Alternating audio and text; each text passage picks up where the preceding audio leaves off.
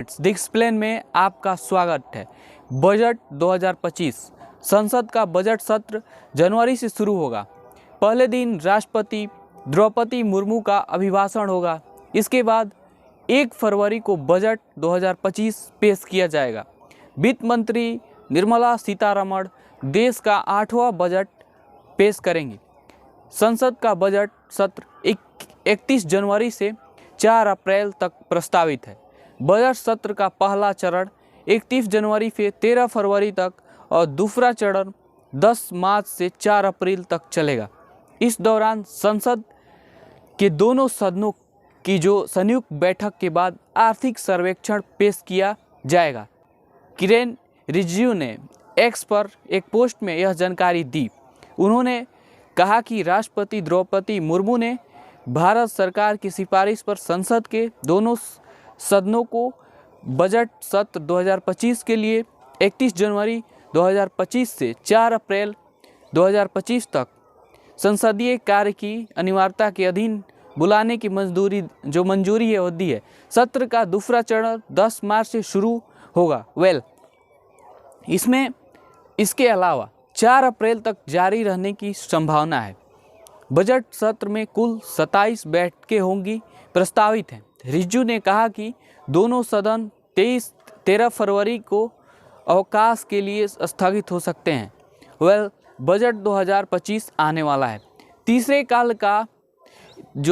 कार्यकाल है मोदी सरकार का, इसमें यह बजट पूर्ण हो जाएगा। पहला पूर्ण बजट प्रधानमंत्री श्री नरेंद्र मोदी के तीसरे कार्यकाल का यह पहला बजट सत्र होगा। मोदी सरकार 18वीं लोकसभा चुनाव के बाद पूर्ण बजट पेश करेगी। वहीं इसके पहले हुए शीतकालीन सत्र में भारी हंगामा हुआ था। संसद के शीतकालीन सत्र का ज़्यादातर हिस्सा हंगामे की भेंट चढ़ गया था और ये आम बात है। संसद में लगातार हंगामे होते रहते हैं। निर्मला सीतारमण के पिटारे से क्या क्या निकल सकता है, क्या क्या आम लोगों को मिल सकता है और क्या क्या अरबपतियों को मिलेगा। टैक्स स्लैब में हो सकता है बदलाव। पॉपकॉर्न और कैरेमल और सॉल्टी वाला सरकार नई टैक्स व्यवस्था के तहत आयकर स्लैब में और बदलाव करने पर विचार कर सकती है ताकि अधिक टैक्स पेयर्स को इसे अपनाने के लिए प्रोत्साहित किया जा सके। खास तौर पर ऐसी अटकलें हैं कि 30% टैक्स रेट 20 लाख से अधिक इनकम लेवल पर लागू की जा सकती है। साथ ही 5 लाख रुपए की सालाना इनकम को ये लोग मोदी सरकार टैक्स स्लैब शून्य कर सकती है। मगर अगर आपका इनकम 5 लाख रुपया है तो आपको कोई भी टैक्स नहीं देना होगा।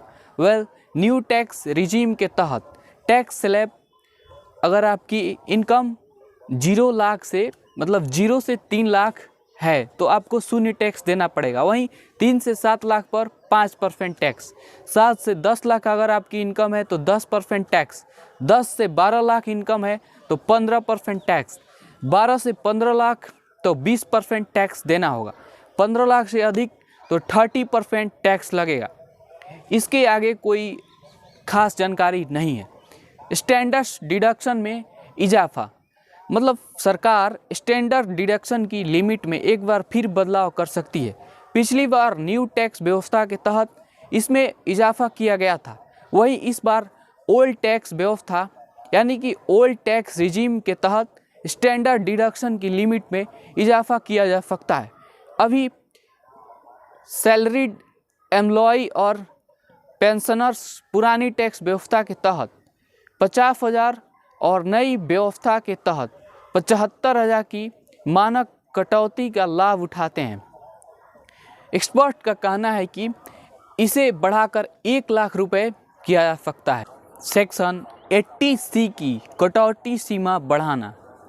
वित्त मंत्री निर्मला सीतारमण केंद्रीय बजट 2025 में इस बार सेक्शन 80C के तहत कटौती की लिमिट भी बढ़ा सकती हैं।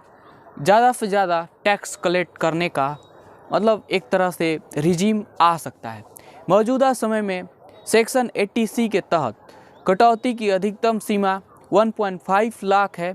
हालांकि महंगाई और टैक्स पेयर्स पर बढ़ते वित्तीय दबाव के कारण मतलब आप कोई भी सामान खरीदने जाइए उसमें आपको टैक्स देना है और हाई लेवल का टैक्स।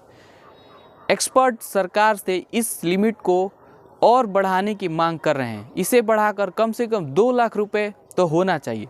सालाना किया जा सकता है, लेकिन सरकार अभी इस पर सहमत नहीं है। बाकी बजट 2025 आने वाला है। अगर यहाँ तक आप वीडियो को देख रहे हैं तो आप हमारे साथ जुड़ सकते हैं बेहतरीन अंतर्राष्ट्रीय मुद्दों के लिए, defence relation, international relation, geopolitics. बाकी अब देखते रहिए दिक्स प्लान।